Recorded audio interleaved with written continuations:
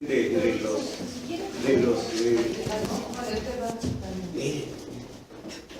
coca, y no les voy a pedir silencio. No, ahorita ya no razono. Nadie trae cinta canela, porque es muy para aplacar. Ya se puso su voz propio. Bueno, entonces, en lugar de un resumen de cada uno de los capítulos de El Príncipe, leí todo un par de veces y escogí lo más significativo. Pero si ahora comenzamos a ver El Príncipe prácticamente de cada uno de los capítulos, tengo lo más significativo. Lo único que no he seleccionado es guerras. Cuando este duque, aquel conde le hizo, esto no tiene mucha aplicación en nuestro país. Lo demás sí, es interesantísimo, es ilustrativo, nada más con pensar no en el 1516, fue cuando 1516 cuando se publicó, sino en el día de hoy. Tiene mucha aplicación, es de hoy. Mucho del Príncipe tiene vigencia absoluta, pero antes de eso, para que no sea una especie de fantasmón que habla, que dice, que expresa estas opiniones, creo que vamos antes a poner a Maquiavelo como fue él y el siglo, el tiempo que le tocó vivir, un tiempo anubarado, tiempo de tempestades. Todavía Italia no era lo que es hoy, un país, sino que cada ciudad-estado tenía sus propias reglas, sus propios intereses, y cada ciudad-estado a cada rato, teniendo también sus prohombres, sus líderes, y siendo de la estatura de César Borgia, de Lorenzo de Medici, o Médicis, igual lo dicen, o de Alejandro VI, o de ese Julio II, que era el papa más belicoso que ha habido en la historia de Roma, del Vaticano, el hombre que más que nada era un asesino, porque lo he estado estudiando, mataba y se hacía matar a los suyos. Entonces, para ver ese tiempo tan oscurecido, tan agitado, en donde Savonarola fue todo un personaje, ya ven que aquí vimos lo que intentaba el hombre aquel al que tuvieron que quemar precisamente por órdenes de un papa, Alejandro VI, padre de César Borgia, y de una Lucrecia, de la que se dice, pues también tuvo connubio, como se dice, tuvo también sus que veres con el papá, que era al propio tiempo, era papá y papa, era grave y era agudo.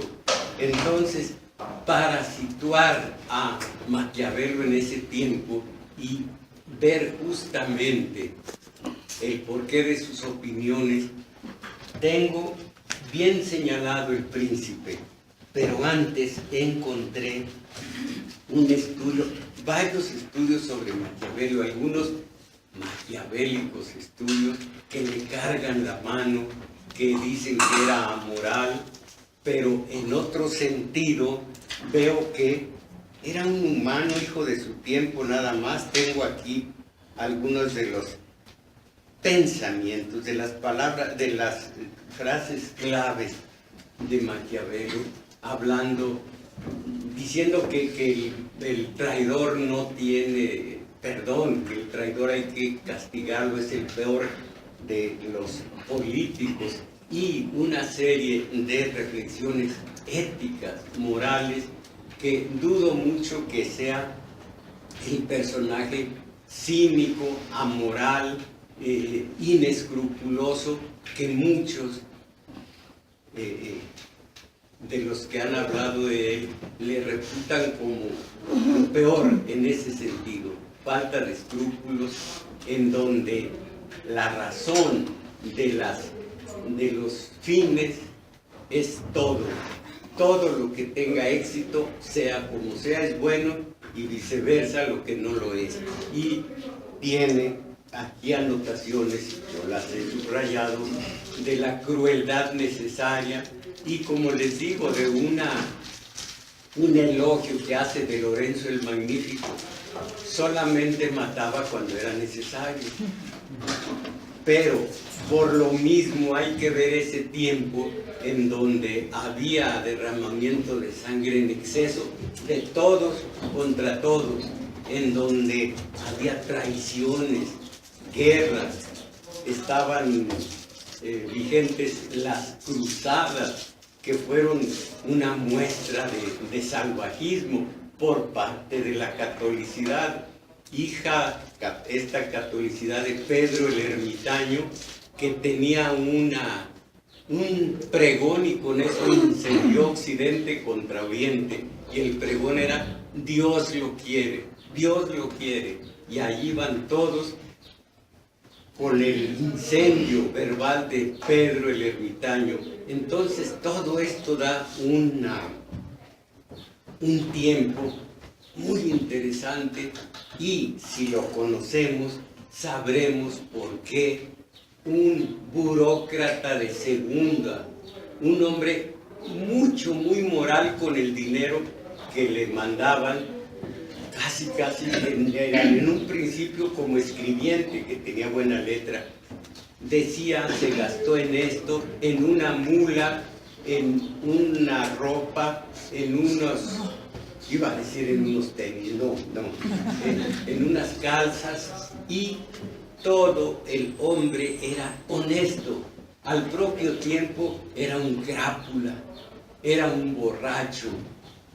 Le dejó muy descuidado en algún tiempo a Marisa, que era su esposa, y a sus hijos, pero eso fue porque andaba en los últimos tiempos en calidad de ayudante de un Soderini, si no estoy equivocado, un obispo.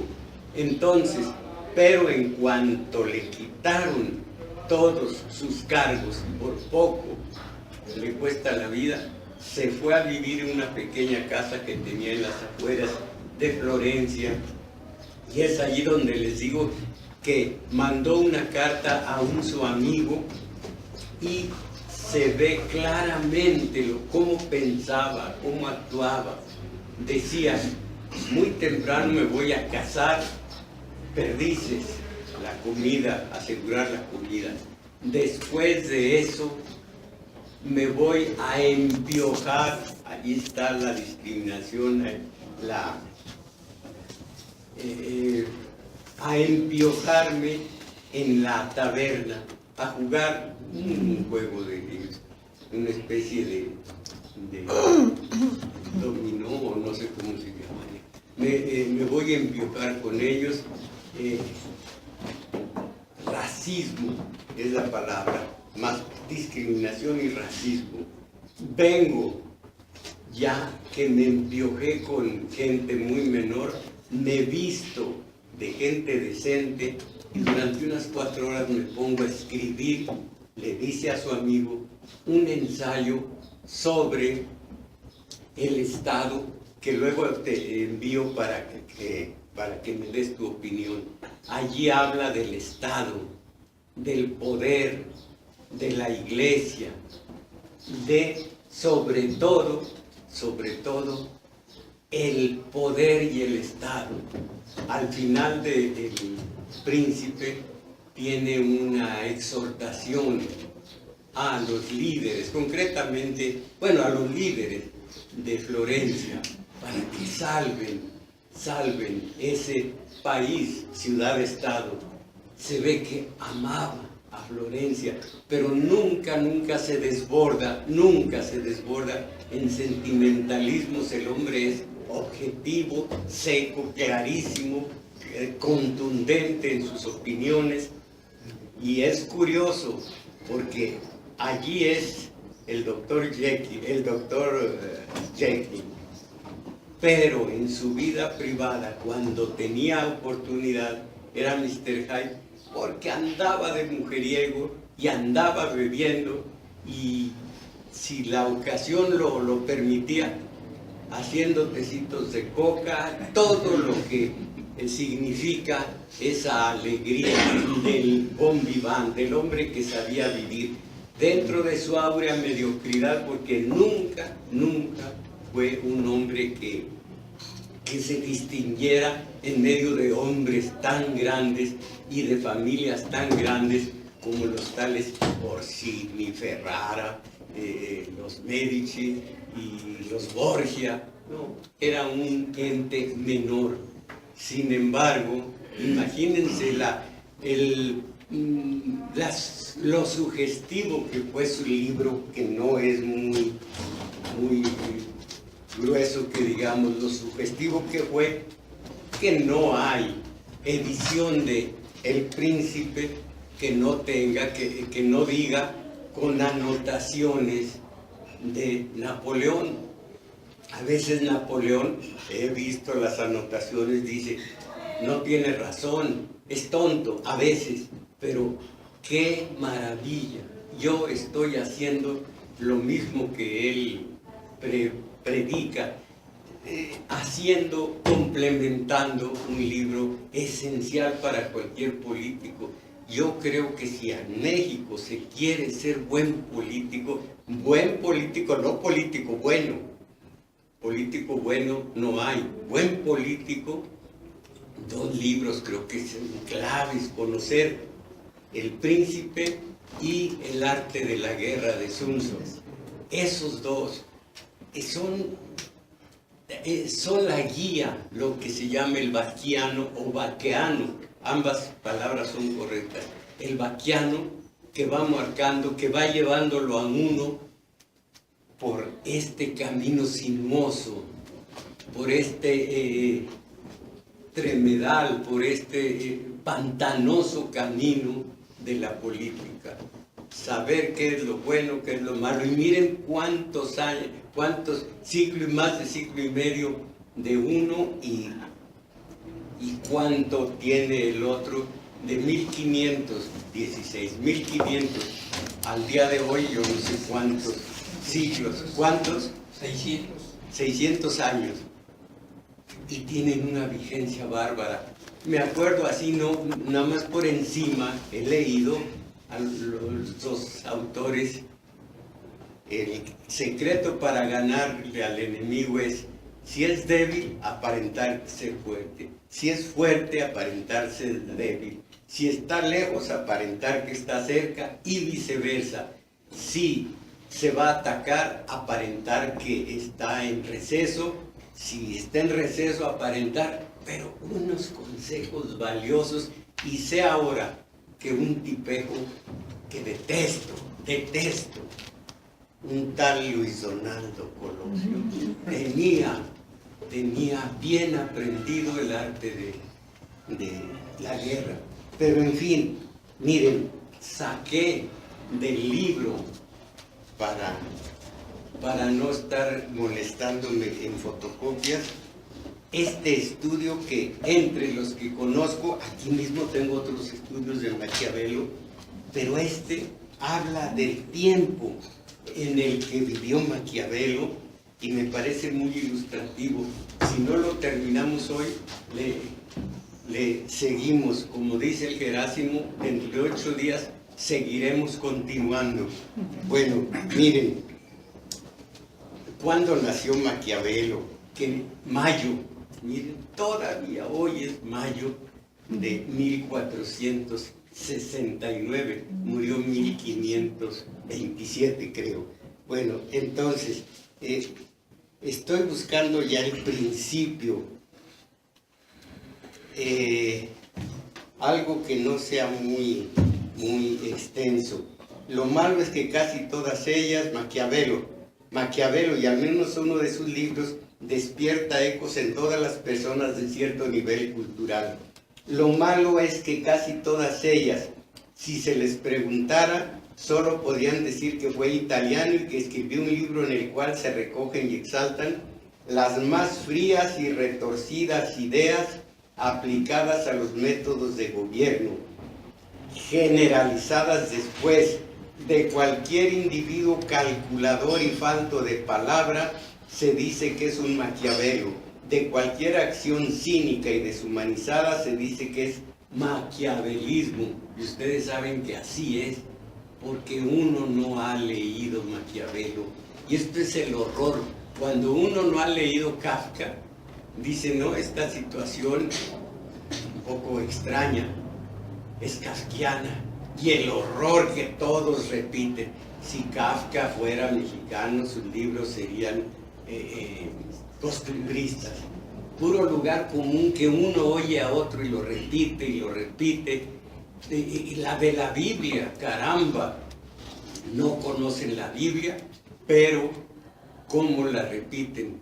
Aquí les hablé de Noé. No cualquier estudio puede profundizar en eso de no mirarás la desnudez de tu padre, de tu hermano, de tu hermana, que es no cometerás incesto. De la Biblia, les digo que yo tenía un amigo, no sé si viva todavía, en Texcoco, que sabía de muchas cosas, de prácticas, entre otras cosas de mecánica. Yo tenía una carcacha y le decía, voy para allá a ver si alcanzo a llegar, porque anda fuera de tiempo y cascabeleando el coche. Decía, aquí lo arreglamos porque mire, dice la Biblia. Oiga, no me chingues, ¿cómo de que la Biblia para poner a tiempo una carcacha? Así de machacón es quien se aferra a la Biblia para salir de allí dogmático, prejuiciento y demás. Entonces, Maquiavelo desde joven mostró una dualidad curiosa que persistió hasta su muerte. Por un lado era profundamente serio y perspicaz, analítico, sin la menor gota de sentimentalismo, cosa que es cierto. Por el otro, amigo de la vida divertida y alegre, propenso a las francachelas y a los amoríos fáciles. Qué curioso, después era humano, sin más.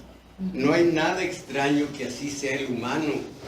Florencia era un gran centro industrial, mercantil y financiero, la ciudad más dinámica de Italia y una de las más vitales de Europa. Florencia y Génova, cuánto se beneficiaron con el horror de las cruzadas.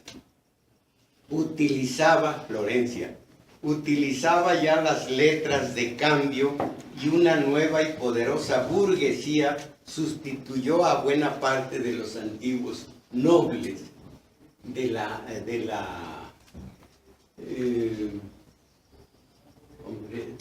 feudalismo. El feudalismo que se dice que nació en 888. Por supuesto que poco a poco fueron los centros de poder, de los oligarcas, fueron cediendo a un nuevo tiempo, pero se dice que en el 888, creo que Carlomagno y algunos más fueron delineando lo que sería el feudalismo. Y el feudalismo vino a caer con la burguesía con su ideología que era el liberalismo que hoy todavía tiene su asiento en los países, en todos los países. Entonces, Florencia, el lujo alcanzó niveles pocas veces conocidos, pero también se hizo general el amor al arte, manifestado precisamente en las diversas corrientes agrupadas bajo el signo del Renacimiento, cuyo mayor mérito fue el haber hecho posible la libertad del pensamiento creador. Pues sí, pero también allí salió Jerónimo o Girolamo Savonarola, el apasionado idealista defensor de una alta y fanática moral religiosa. Del otro, Maquiavelo, creador del concepto moderno de la política, según el cual la vida pública de gobernantes y gobernados debe regirse por vínculos jurídicos. Se trató de dos sistemas políticos enfrentados. Aún vio Maquiavelo cuando quemaban a Savonarola y antes habían tenido polémicas. Entonces aquí dice, se trató de dos sistemas políticos enfrentados, condenado a desaparecer el primero, destinado a permanecer el último. Fíjense qué curioso. Savonarola tenía el pensamiento y los métodos a lo fanático, extremista, pero del cristianismo. La pobreza, la obediencia, el despojarse de los lujos, de todos los goces terrenos para poco a poco perfeccionarse en el camino rumbo hacia la gloria eterna. Al contrario, Maquiavelo, el fin justifica los medios, razones de Estado, el Estado por encima de todo, por encima de la religión y demás el Estado. Y falta de escrúpulos, cuando se necesita lo que él decía, la crueldad necesaria, hay que aplicarla. Y qué curioso, lo más esencial del cristianismo quedó totalmente borrado. Y este inescrupuloso, entre comillas, fue el que priva el día de hoy. Digamos que la devoción, el cristianismo, las buenas costumbres de Savonarola, la Iglesia Católica, por supuesto, que no solo no las adoptó, sino que quemó al autor, dominicán, se dicen ellos, perros de Dios, aunque son dominicos porque Santo Domingo de Guzmán fue el fundador, pero ellos se dicen perros de Dios, dominicán. Entonces, la Iglesia quema al que habla de un cristianismo extremo, y la Iglesia practica el día de hoy con la santificación de Juan Pablo II, poniendo de tapadera a un benemérito, Juan XXIII, del Concilio II, el que metió oxígeno a una iglesia totalmente, iba a decir corrompida, totalmente falta de aire y falta de apertura. El que hizo posible todo esto, Juan XXIII, lo ponen de tapadera para meter a Juan Pablo II, que no resiste, yo lo he estudiado, no resiste para nada la beatitud, menos la santificación. Como les digo siempre, llegando a casa, yo a solas voy a pedirle perdón a San Juan Pablo II. Aquí le echo brava, pero luego me arrepiento. Entonces, miren qué curioso. Savonarola fue quemado por la Iglesia. Y hoy todos los métodos, bueno, generalizo, de Maquiavelo son practicados por la Iglesia Católica. Es curioso. Entonces, Maquiavelo y Savonarola. Escritor político, Savonarola, cuando tenía 29 años, cuando tenía 29 años murió en el tormento, murió en el patíbulo Savonarola. Dice Shakespeare, claro que hay herejes, son los que encienden las hogueras, esos son los herejes. Cuéntase que en una ocasión, esto ya lo dije antes, esta mujer valientísima que es Catalina Sforza, que le tomaron a los hijos presos y le dijeron, o cedes o los asesinamos.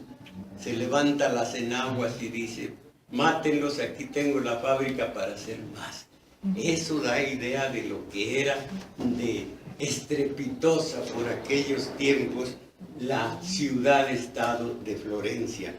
Muchas otras misiones cumplió Maquiavelo durante años, ante Luis XII de Francia, en Cancina y Siena, y ante César Borgia como secretario del obispo Francisco Soderini.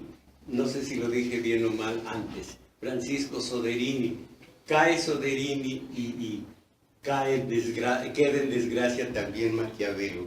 Maquiavelo tuvo oportunidad de conocer a fondo al gobernante más extraordinario de la época, César Borgia.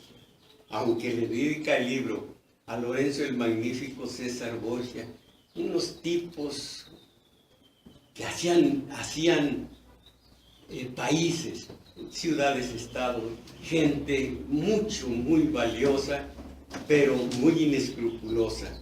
De notable complejidad elegante este César Borgia, de presencia dominadora, discreto o francamente rudo, fastuoso, con arranques de sorprendente sinceridad, dado a los amoríos apasionados y relampagueantes, espléndido con los artistas que abundaban en su corte, audaz hasta la temeridad e improvisador, y reflexivo sin planes meditados hacia el futuro, porque César Borgia es el alma de toda esta Florencia en la que vivió Maquiavelo, por más que vivió primero arrimado a Lorenzo el Magnífico.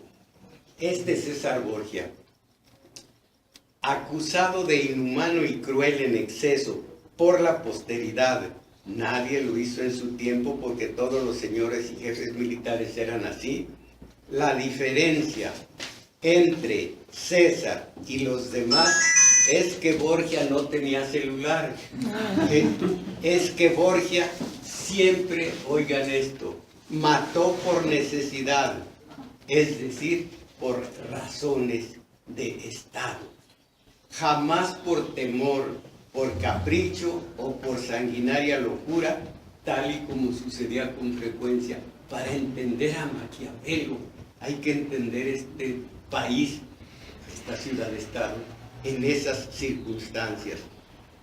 De él, de César Borgia, se ha dicho que argumentaba con tal fuerza de razonamiento que disputar con él sería cosa difícil, pues el ingenio y elocuencia tiene cuanto quiere. En contra de la opinión común tan superficial y carente de espíritu analítico, que quiere presentarlo como un monstruo insensato, también se ha señalado que, si así fuera, nadie podría explicarse entonces su rápida conquista de parte de la Toscana y de toda Romaña, la sumisión de los mejores hombres de armas de Italia, la adhesión de tantos nobles cerebros y elevados espíritus, el amor general de los súbditos, la fidelidad de sus últimos soldados que todavía luchaban y morían por él cuando ya estaba perdido, y la clarividencia en organizar civil y económicamente los países conquistados, contrastando con la voraz y vulgar rapiña en boga. Todo un personaje junto al cual estuvo Maquiavelo y del cual tomó tantísimas experiencias y observaciones para hacer El Príncipe. Durante 3 meses y medio, Nicolás Maquiavelo estuvo cerca de César Borgia, siguiendo y observando sus decisiones en circunstancias graves y dramáticas. Así que fue César Borgia, hijo de Alejandro VI. Ello fue, bueno, de cuando, enero del 1503 a 3 meses después. Varios condottieri que estaban a su servicio de César Borgia.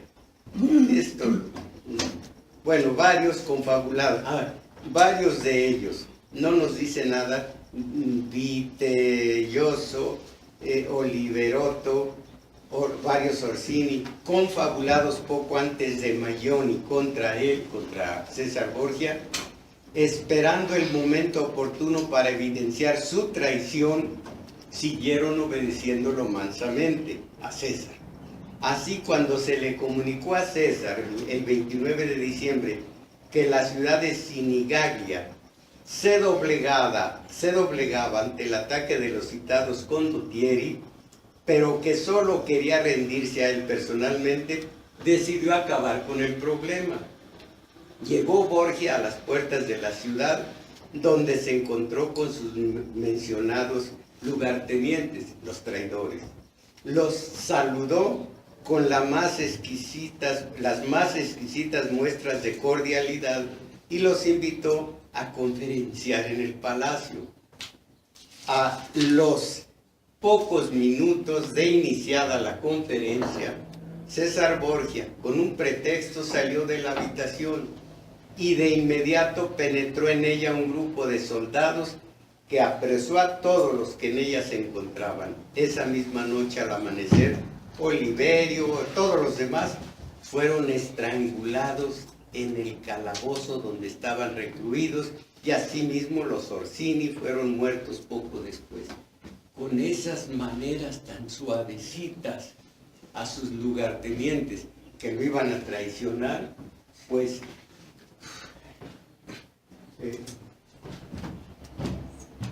gracias, muchas gracias. Pero en esta terrible decisión no hubo el menor rastro de venganza.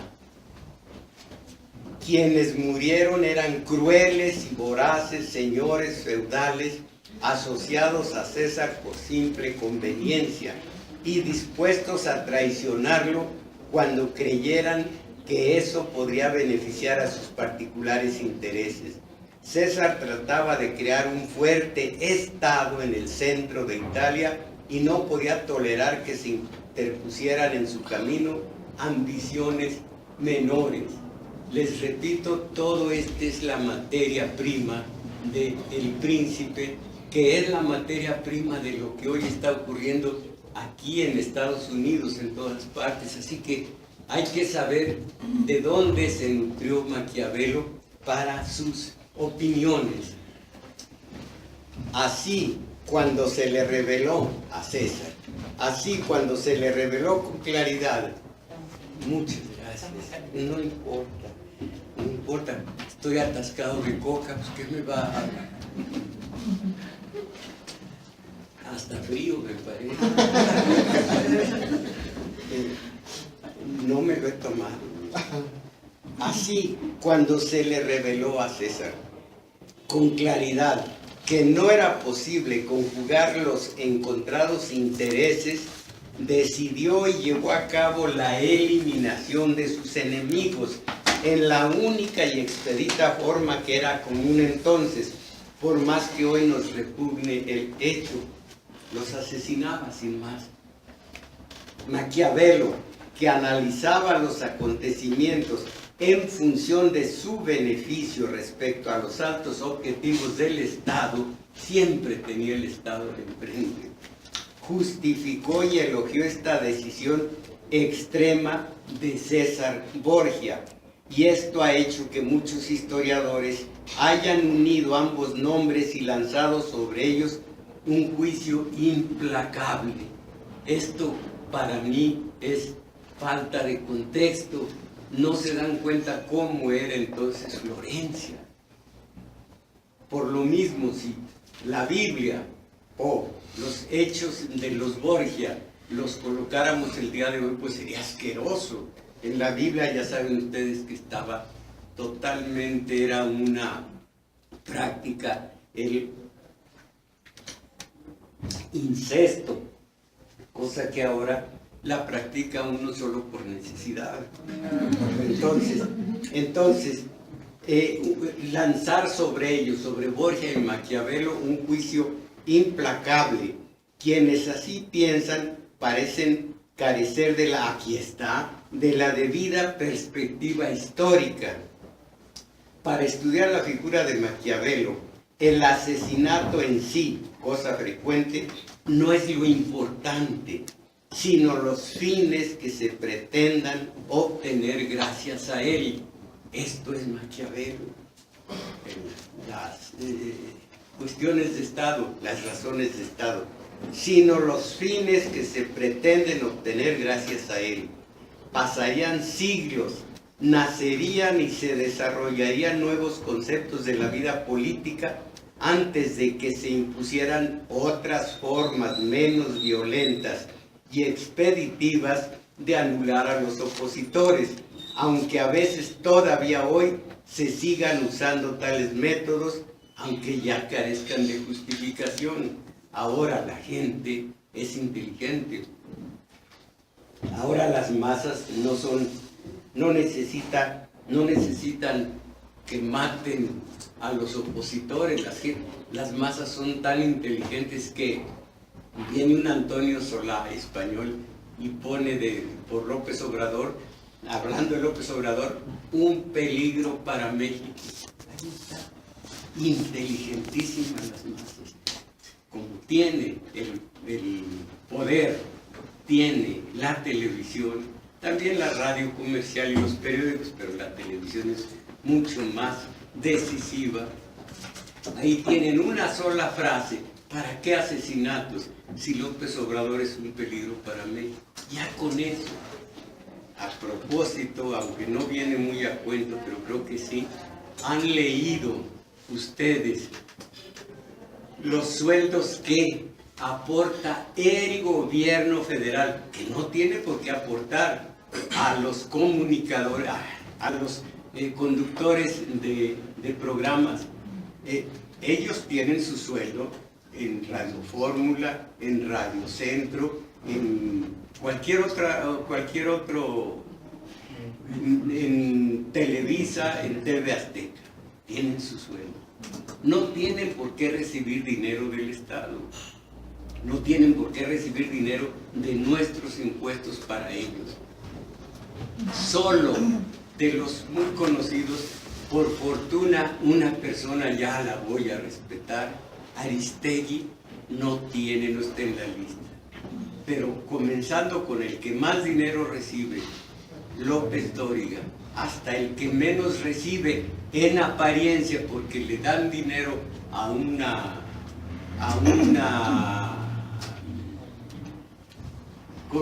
corporativo que tiene él, que es Ricardo Alemán, casi 900,000 pesos al mes recibe López Dóriga, pero del gobierno. El gobierno no es su patrón, no tiene por qué recibir del gobierno. Y ahí todos, Ciro López Gómez Leiva, todos, unos tipos asquerosos, no me acuerdo cómo se llama de Radio Fórmula, horrendos. ¿Por qué reciben dinero del Estado? Bueno, del gobierno. No es en realidad es del Estado, pero el gobierno es el que se los da. ¿Por qué no son sus empleados? Pero son los que les digo, los que llamo voceros oficiosos del sistema. Ellos son los que hicieron que un peligro para México perdiera la presidencia, aunque para mí no iba a haber cambio ninguno con él. Pero en fin, qué inteligentes son las masas. Una sola frase y toda la labor salivosa de estos pagados por el gobierno con dinero de todos nosotros. Y ahora mismo, y nosotros tan tranquilos, ahora mismo, así como cuando ganó México una tarde fastuosa, ganó México, aprovechó Calderón para matar la luz y fuerza del centro y dejar en la calle a 40,000, 42,000, ¿cuántos? 44,000. 44,000. porque la gente estaba embobada que ganó México los suplentes del equipo de ciegos, creo que de Bangladesh. Bueno, ahora van a asesinar toda la obra del Tata Cárdenas en el tiempo del Mundial de Fútbol, y nosotros tan tranquilos. Entonces, es un tiempo muy parecido al de Maquiavelo, nada más que ahora sin derramamiento de sangre, porque ya no es necesario. Las masas siguen siendo las mismas. Justificaron la quema de Savonarola, caramba, dijeron, un fanático, porque al último le habían vuelto las espaldas todos, aquellas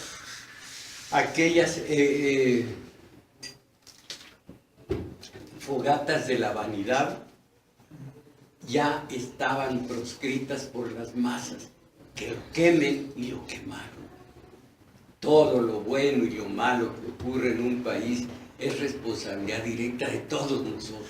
¿De quién más? Entonces, Nicolás Maquiavelo, de seguro que no impulsado, Nicolás Maquiavelo, de seguro que no impulsado a ello por el amor, contrajo matrimonio en el 1502, seguramente a mediados del año. Lo hizo con Marieta, mientras que una familia, hija de Ludovico Corsini, miembro de una familia distinguida y de posición económica desahogada. Su esposa aportó una dote nada despreciable, lo cual debió interesar bastante a Nicolás, y como era usual por entonces, su esposa desempeñó un papel totalmente secundario en relación con su vida, y tuvo por fuerza que mostrarse sumisa, amante, hacendosa y discreta, aunque a veces llegó a sentirse tan abandonada que le era imposible dominar su enojo. Esto hay que leerlo entre líneas. Fue intolerable el matrimonio, y ya me imagino a esta Marieta diciendo, por eso pues, y él diciendo, hombre. Bueno, ya se imaginan. Por mucho que se haya exaltado a la mujer durante el Renacimiento, tanto en la literatura como en el arte, la verdad es que, salvo excepciones, todo estaba dispuesto para mantenerla como un ser dependiente del hombre. ¡Qué porquerías! Y lo peor es que todavía voy. Y no me trajeron agua, no me trajeron. La mayor parte de ellas, la mujer, no recibían de la sociedad ni siquiera la posibilidad de obtener una cultura mínima, y el índice de analfabetismo entre las mujeres era elevadísimo. Ni siquiera en el hogar se le permitía autoridad alguna. Las casadas sabían que sus esposos gozaban de plena libertad sexual con quienes se enamoraran y pagaran. Es lo más asqueroso, que se pague por la sexualidad. Pero a ellas, aun los escritores más licenciosos, les exigían en todos los tonos mantenerse castas, en comedida espera a que el esposo se dignara utilizarlas para lo casi único en lo que se les tenía en cuenta, los placeres del lecho. Y en realidad eso era mínimo, porque ya después en las cortes, lo hemos estudiado aquí en las cortes de Francia, en las cortes de cualquier monarca, los nobles tenían su compañera, y en la casa tenían una esposa nada más para lo elemental. Nicolás y Marieta tuvieron 5 hijos, de los cuales 4 fueron varones, y a todos ellos los quiso entrañablemente, aun cuando durante sus años al servicio de los Médicis, sus constantes misiones lo mantuvieron apartado de su familia durante etapas más o menos largas.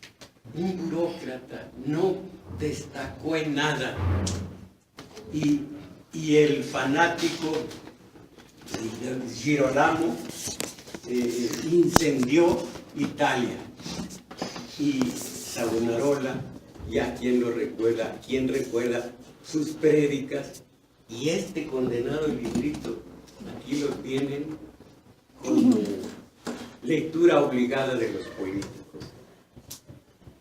Cuando en 1500 se le envió a la corte del rey, a Maquiavelo, a la corte del rey de Francia como segundo de Francisco de la Casa, escribió a Florencia el 30 de junio: somos dos hombres, fíjense nada más, somos dos hombres sin dinero y sin crédito, por lo que es necesario que los señores provean. Estaba muy mal.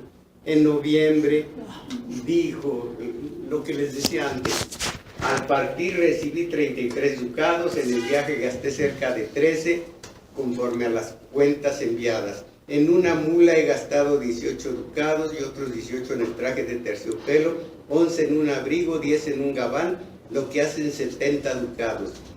Vivo en una fonda con 2 peones y la mula y gasto 10 carlinos por día. Todo diciendo, reportando sus gastos. Era honesto en ese sentido. Peticiones de este tono fueron enviadas con frecuencia por Maquiavelo al gobierno de Florencia, y se ha comprobado perfectamente que siempre tuvo razón y que sus obligaciones como funcionario se caracterizaron, entre otras cosas, por su absoluta honestidad. Vean qué personalidad tan compleja. Cuando habla de la crueldad necesaria y de que solo mataba cuando era muy necesario hacerlo, no se imagina uno que tuviera absoluta honestidad, hasta reportando lo que le costó la mula. Nicolás Maquiavelo desde joven fue extraordinariamente afecto al buen vino de las tabernas. Allí tienen ustedes que el ser humano, lo dijo antes de Freud, lo dijo Dostoyevsky, lo dijo Alan Poe: el corazón del hombre, habita en el corazón del hombre el héroe como también el villano. Nadie es bueno, bueno, malo, malo, nadie lo es. Entonces, toda esta complejidad de persona es lo que me hace admirar a un individuo que no tiene una sola faceta, no es bueno, no es malo, como decía aquel, sino todo lo contrario. Nicolás Maquiavelo, desde su juventud, fue extraordinariamente afecto al buen vino de las tabernas, al lenguaje licencioso. Piensen ustedes en Mozart, su música, sobre todo óperas como Don Giovanni, La flauta mágica, Las bodas de Fígaro, y que era un condenado joven propenso a la escatología, con chistes asquerosos que les he leído. El hombre iba junto con otras gentes, músicos, en un carruaje de aquellos, no me acuerdo cómo se llaman, Berlina y demás, iba diciendo todas las escatologías que se le ocurrían, asqueroso, y sin embargo era Mozart. Beethoven, sus borracheras, en su pestilencia, su cuarto donde se quedaba la comida, porque siempre estaba malo del estómago, apestosa, la comida ya echada a perder.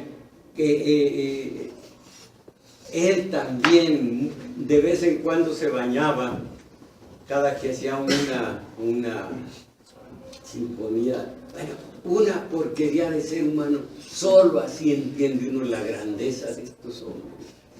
Les recuerdo de Italia y del Dante, cuando hicieron nada más de broma, hace unos 10, 15 años, juicio al Dante, que era una porquería y que era un traidor, y que lo forró el fiscal.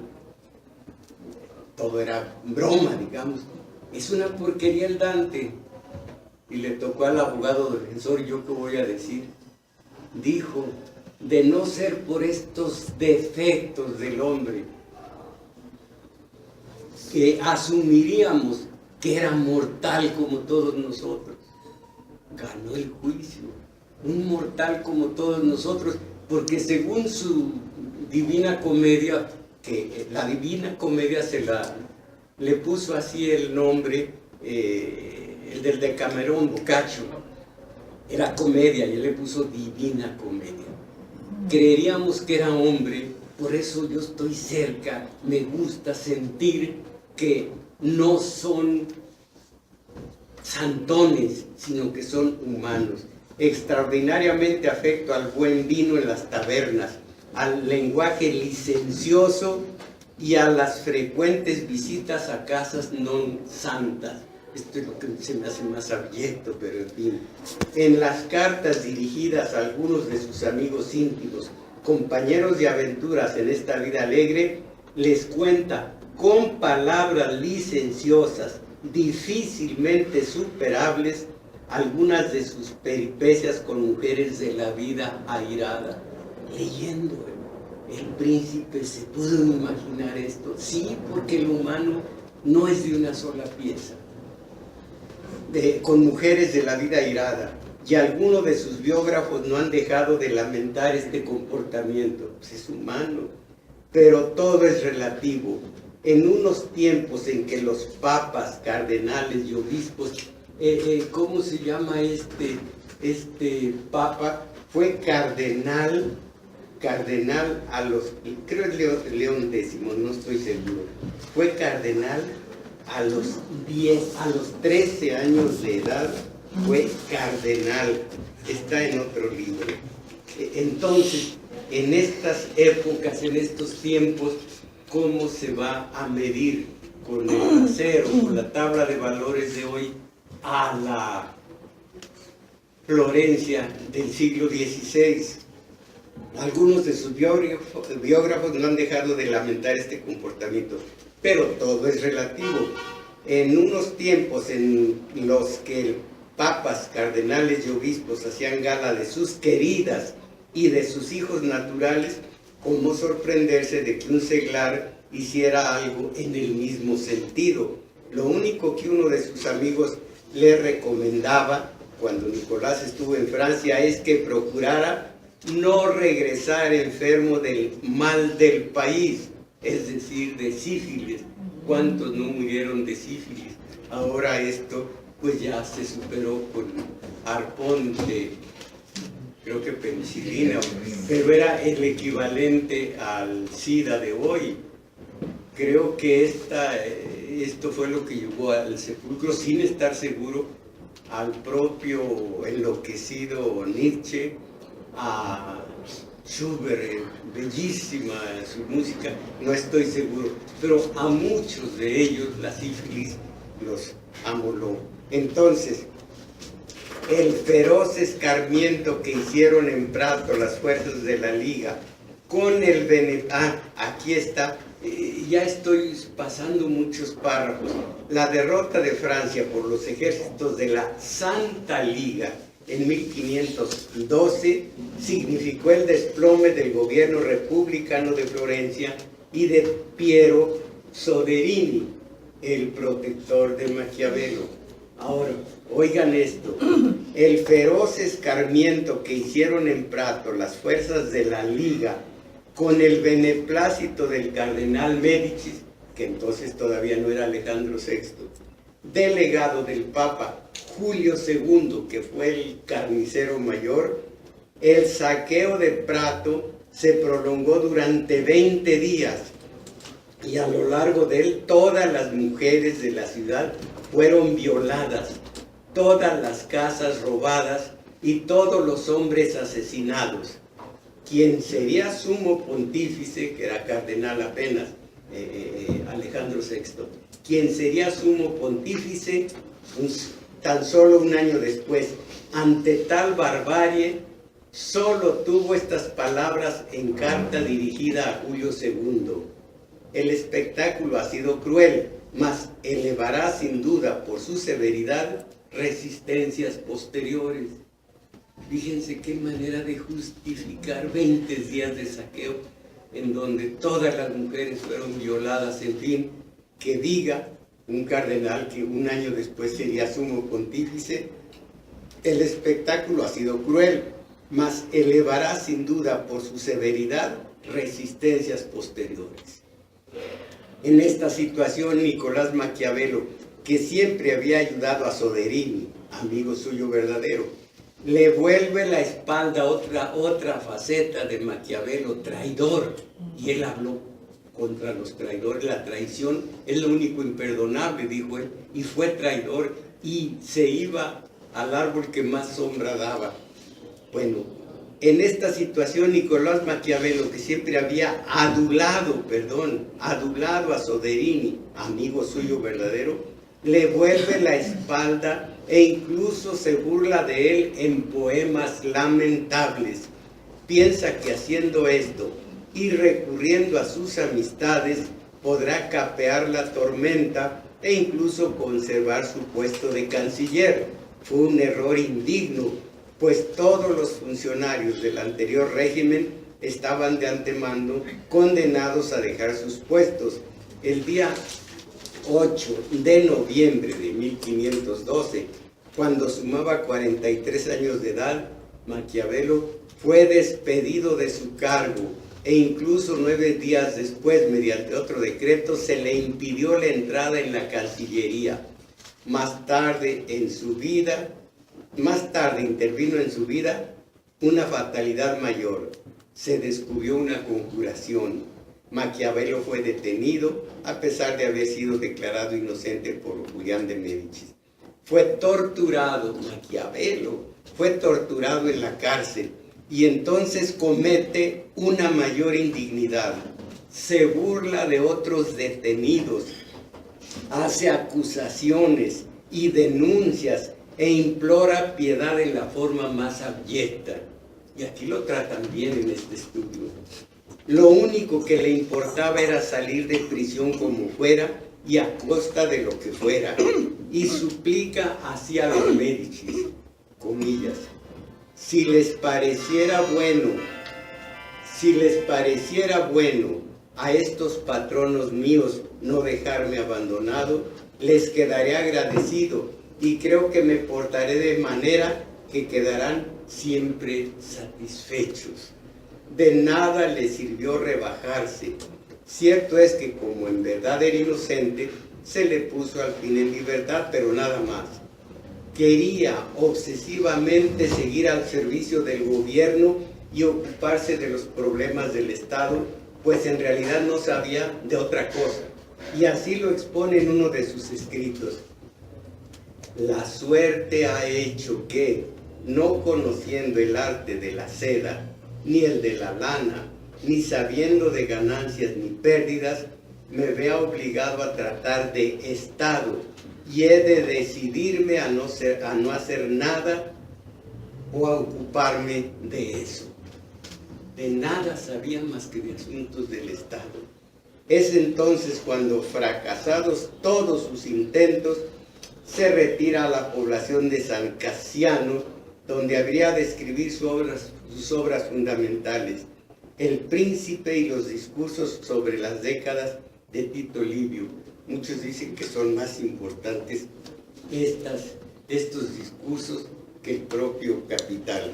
El Papa León X, hijo de Lorenzo de Médicis, cardenal desde los 13 años y sumo pontífice de los 39 a la muerte de Julio II. Es un pie de foto. Entonces ya prácticamente se puede ver el retrato hablado de Maquiavelo con sus luces y sombras. Ya con esto podemos justipreciar sus opiniones. Como les digo, no un resumen de lo que son sus capítulos, sino una selección que he hecho de sus capítulos con sus propias palabras, con su propia redacción. Después de comer, dijo, ya se los conté, vuelvo a la hostería. Allí está el tabernero y de ordinario un carnicero, un molinero y 2 fogoneros. Con ellos me avillano, en otros dicen de piojos, me avillano, me vuelvo villano. Esto ya es sentido peyorativo porque al principio no lo era. Villano, un nombre de una villa, pero después ya villano, los nombres empezaron a decir un villano no vale nada, y entonces ya es peyorativo, pero un villano no es más que un hombre que vive en la villa. Con ellos me avillano jugando a la ronda, al chanquete, de lo que nacen disputas e infinitas expresiones injuriosas. Leyendo a Maquiavelo, ¿cómo se imagina uno que esté hablando de jefa para arriba? Así, entre tantos piojos, me limpio el cerebro de presunciones y deshago la malignidad de esta suerte mía. Un desahogo. Llegada la noche vuelvo a casa, entro en el gabinete de estudio y en el umbral me despojo del traje cotidiano lleno de fango, me revisto de paños reales y curialescos y así, decentemente ataviado, penetro en las antiguas cortes de los hombres antiguos, donde recibido por estos amablemente, me regalo con el manjar que solo es mío. Ya saben que está hablando metafóricamente, está pensando no únicamente en la mitología, sino en la vida real, sobre todo de Roma y también de Grecia, donde recibido por estos amablemente, me regalo con el manjar que solo es mío y para el cual nací.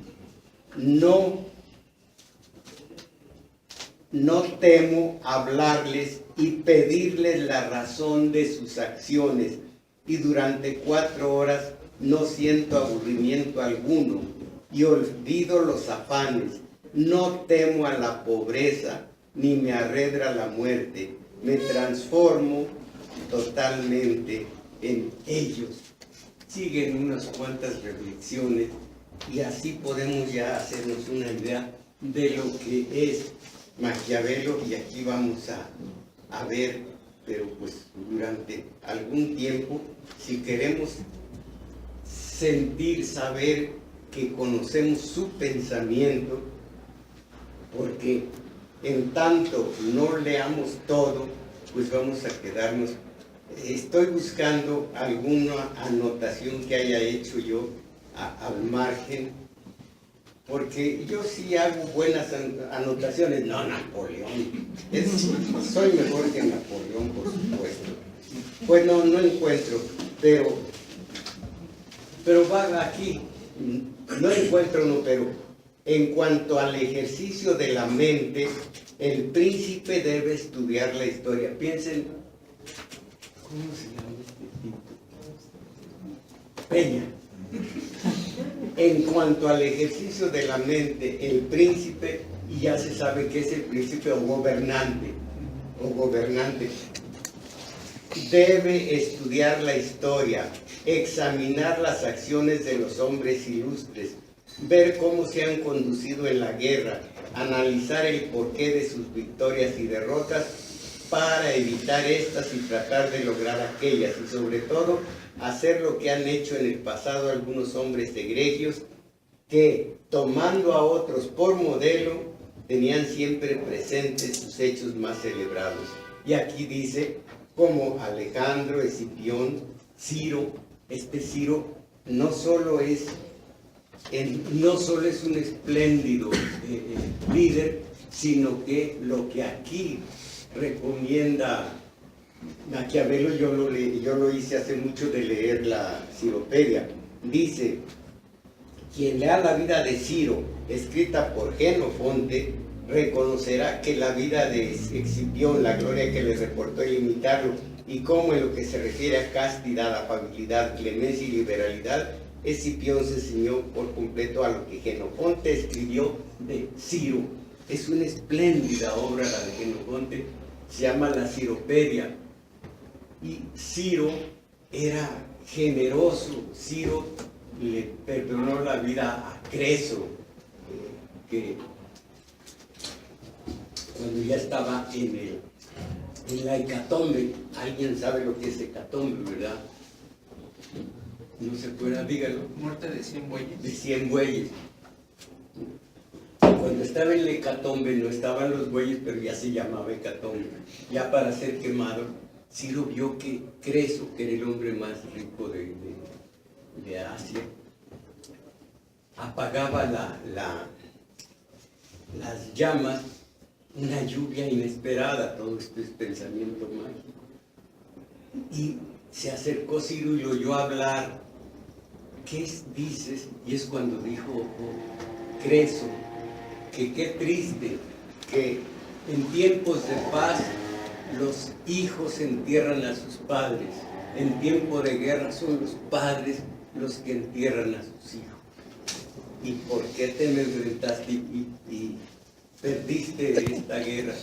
Por hacerle caso mal, por mal interpretar el oráculo de Delfos. Fui al oráculo de Delfos, pregunté, se supone que la sacerdotisa oye los oráculos que le dice a Apolo, que es el verdadero Dios del oráculo de Delfos. La sacerdotisa recibe un humazo y se dice que era algo tóxico, como lo que aquí trajeron descalificadas para que todo el mundo ahorita trajera la vista fija, pétrea, y que apenas, bueno, entonces preguntó Creso, ¿qué me sucederá si ataco a Ciro? Y le dijo la sacerdotisa, le señala el nombre más bello,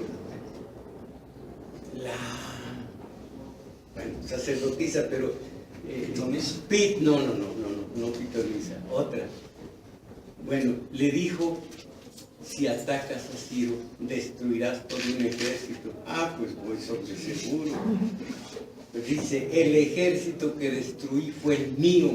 Eso no me lo dijo la sacerdotisa, la pitonisa, pero hay una palabra bellísima. Bueno, entonces, y curiosamente Creso, tiempo antes había recibido a Solón y le dijo, mira mi riqueza. ¿Quién crees que sea la persona más feliz de la tierra? Y dice, esperaba lógicamente que dijera Solón, tú tienes oro a pasto, que tienes todo. Y le dijo Solón, la persona más feliz es una madre de familia de Grecia. ¿Cómo una madre de familia? Sí, cuando entró a Atenas, sus dos hijos quitaron el caballo y la bestia que arrastraba la carreta, y se colocaron ellos y llevaron hasta el centro de la ciudad a su madre. Esa madre es la más feliz que he conocido, la persona más feliz. Se enojó Creso, echó a Solón. Más tarde el oráculo lo dijo, destruirás todo un ejército. Fue el ejército propio. Ciro fue tan generoso cuando lo oyó hablar que le perdonó la vida, lo tomó de consejero y no se arrepintió. Y una leyenda que cayó por los hechos que cuenta Jenofonte. Ciro tenía cerca a Gadatas, uno de los guerreros más valientes de todo el ejército, y él no era persa, que los persas se habían liberado de los medos y se fueron contra Mesopotamia. Entonces Gadatas era uno de los más valientes, pero era uno de Mesopotamia que se había acercado al ejército invasor y decía a Ciro, tú no temes morir aunque no tienes descendencia, porque la reina, no me acuerdo en este momento el nombre, había mandado emascular a Gadatas, y Gadatas era de los más valientes, así que a esa exaltación de lo que ya saben en el varón, pura mentira, porque Gadatas hasta más livianito estaba para entrar, y era feroz porque quería vengarse de quien así mutiló su cuerpo. Y decía Ciro, quiero un baño de sangre, y se fue contra la ramera de la Biblia, contra Babilonia. Lo curioso es que de todo lo que hizo para lograrlo, logró tomar la reina de aquel lugar. Tenía un hijo. Ciro mató al hijo, no él, sino en la guerra, su ejército. Se vino ella, caramba, tiene un nombre bellísimo, sonoro. A ver si entre 8 días me acuerdo y les digo. Y vence a Ciro. Y entonces dice, ¿querías un baño de sangre? Mandó un tonel grande llenarlo de sangre de persas, de los de Ciro. Cortó la cabeza de Ciro y la metió ahí. Órale, aquí está el baño de sangre que tú querías, vengando a esta mujer a su hijo, porque ella era generosa, no era cruel, pero no quiso, se vengó con aquello de quiero un baño de sangre. La Ciropedia de Jenofonte dice todo esto y es bellísimo, y es lo que Maquiavelo recomienda para tomar lo bueno que tuvo Ciro, que fue uno, como les digo, uno de los líderes, de los guerreros más buenos, más generosos. Después de él veo yo a Alejandro, no más que Alejandro era hijo de sus pasiones. Antino se llamaba su mancebo, muere Antino y casi se muere de tristeza Alejandro. Era enfermizo, bebía muchísimo, llegó hasta al pulque, que era todo bebía Alejandro. Entonces llevó hacia toda la portentosa cultura griega, pero tenía esas desmesuras, cosa que Ciro era muy distinto. Es el que recomienda Maquiavelo, y ya poco tenemos más que saber de su tiempo, de su persona, de su personalidad, y luego ir, como les digo, en cada capítulo viendo qué aconseja en la paz, en la guerra, sabiendo que cuando hay muy prolijas historias de guerra entre ellos, las suprimo porque no nos dice nada, que ya no es tiempo de esas guerras, pero sí cuando habla del príncipe, del gobernante, cómo debe proceder. Y esto creo que es interesante porque estamos viendo el aquí y el ahora, el día de hoy, el corto plazo, cómo está hoy el gobernante manejando el país y cómo de alguna manera se está apoyando, aunque ni siquiera haya leído a Maquiavelo, en él, en Maquiavelo, pero es que tiene consejeros. Aquí está lo que dice Maquiavelo de los consejeros. Él será, aunque no sea él un letrado, él será lo que sus consejeros hagan de él. Y luego dice Napoleón, pues sí, pero yo prefiero lo que dijo Luis XII. Mi mejor consejero lo tengo en el cerebro, dentro del mí. Entonces, todo esto es muy ilustrativo. Con eso entenderemos la política del día de hoy. Y después de Maquiavelo, pues a lo mejor ya nos vamos a la política cimarrona, porque nos queda ver a un Napoleoncito, un Maquiavelito que se llamó Porfirio Díaz, y de allí en adelante. Después de ver Maquiavelo, qué hermoso será ver un prohombre que se llamó Fidel Velázquez. Las próximas veces. No, pero ya se los dije y van a faltar, van a decir, no, hoy de Fidel Velázquez. Bueno, hoy hay cine, no se les olvide, y vamos a comer. Gracias, hasta la próxima.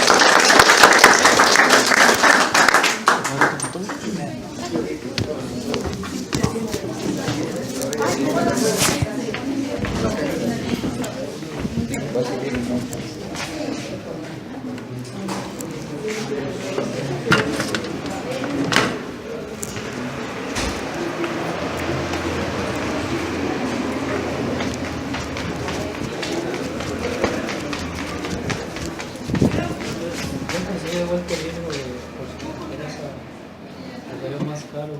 ¿Cuál?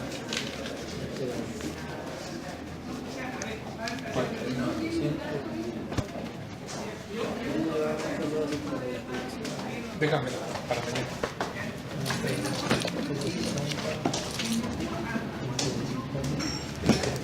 Para mañana. ¿Te lo pago, sale? Nos vemos, ¿eh? Gracias.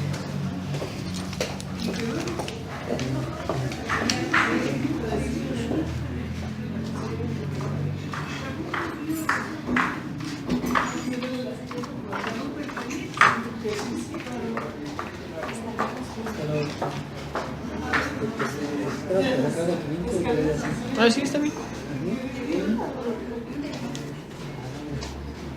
Ahí en el hospital, ¿tú crees? Nada más por eso.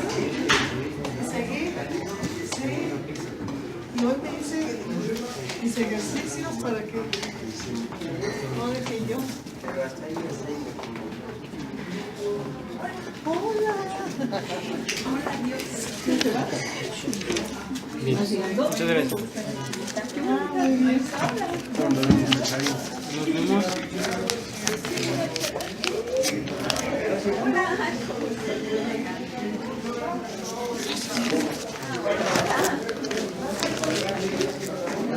¿No se me pasa eso?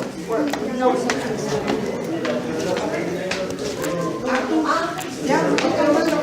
Nos vemos. Hasta luego.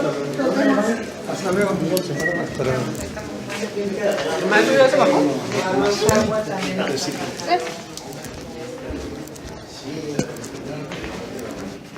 Maestro.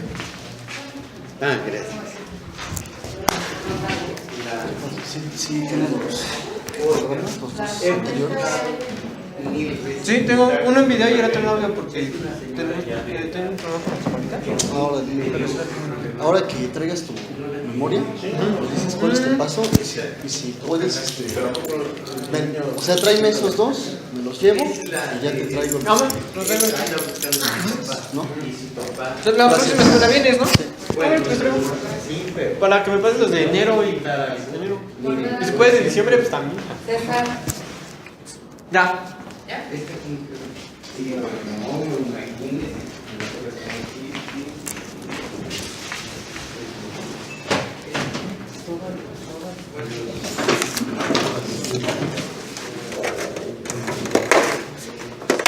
Nos vemos mañana.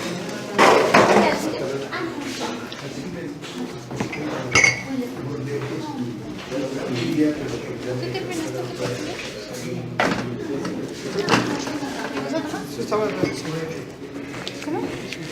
Ya no.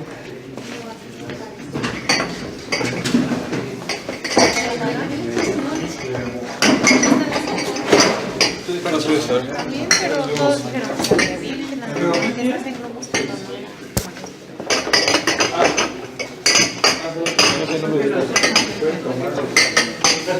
Yo porque ya le había echado.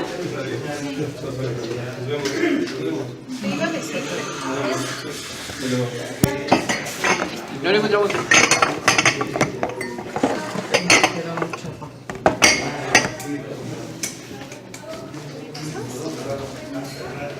Oye, no vino Manuel. ¿Me lo llevo yo? ¿Quieres llevártelo? Pues, solo que si no viene,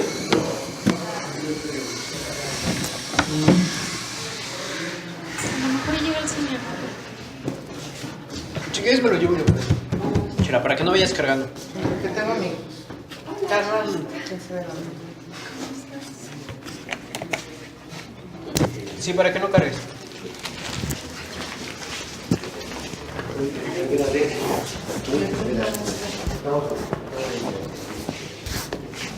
Hola, maestro.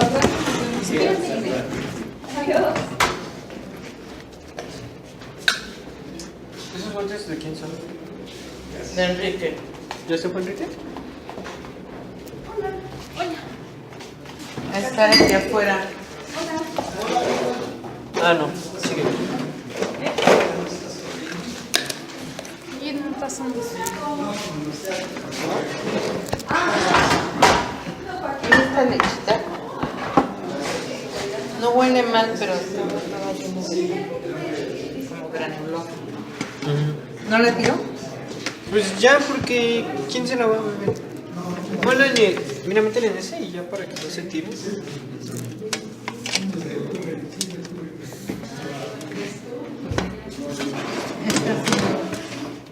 Yo no sé si alguien la quiera, pero está medio.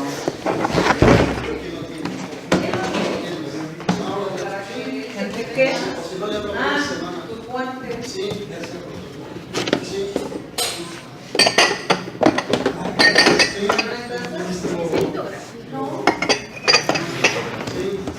No sé, a lo mejor es eso de... como las imprentas. Porque esos rollos yo los he visto. Si quieres, me la pasas después. Yo la traigo Para avisarle a... Vas a ir al cine, ¿no? Alicia ya se fue. Vas a ir al cine. Sí. ¿Quieres ahí? No, quién sabe. Ya se fue. Alicia ya se fue. Sí, Ya se fueron todos, nada más ya quedamos terminó de nosotros.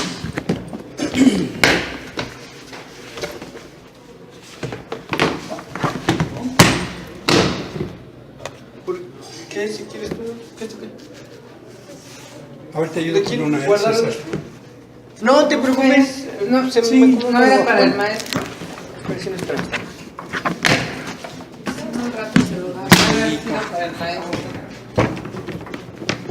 ¿No van a ir al cine? ¿Llevas tu computadora? Sí. Llévate mi computadora. ¿Sí van a ir ¿Tú al vas cine? a ir? Sí. Sí, porque yo creo que sí hay... Si no hay quórum, ya no va a haber cine. ¿Te ayudo con el litro de leche? Si quieres, porque no se te vaya a volver. La basura, ¿no? No, esa la recojo.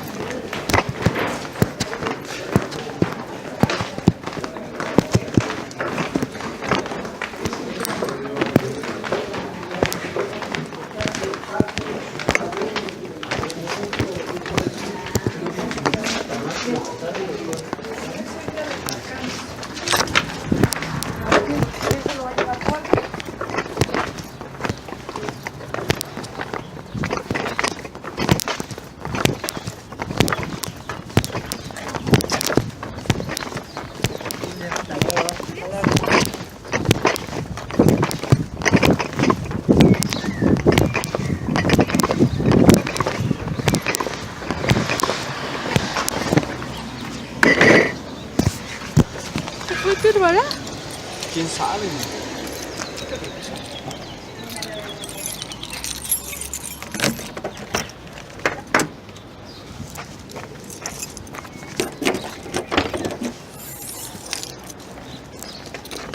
Cámara, gracias. Ahí está bien ese, yo voy a acomodar aquí. Ah, bueno, Sí.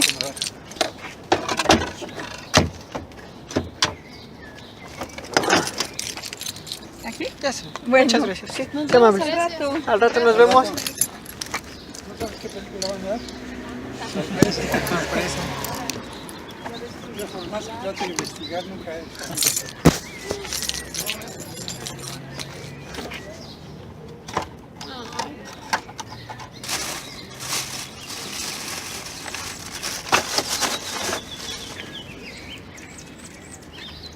¿Se cayó su llanta? ¿Sí qué? ¿Qué llanta? Sí, ahí está. No se zafan, no están pegadas. ¿Y esa que está ahí? Es la llanta. Por eso dije que si se le cayó. No, no está pegada, se zafa. Sí se le cayó. Se le salió.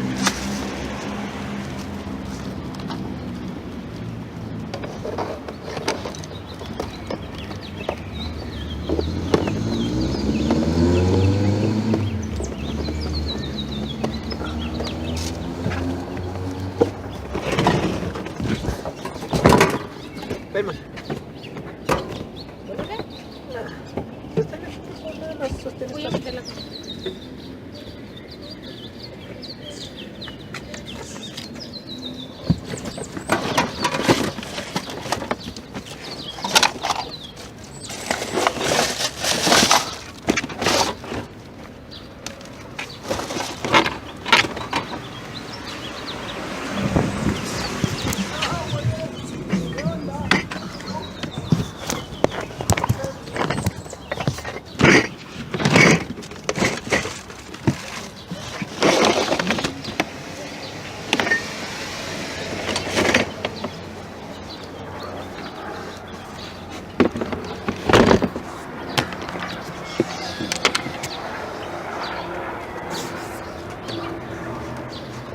¿Cómo se ve mi ala? Se ve mamona, ¿no? Más mamona la que vamos a hacer al rato. ¿Cómo? Más mamona la que vamos a hacer al rato. ¿No está mi mamá?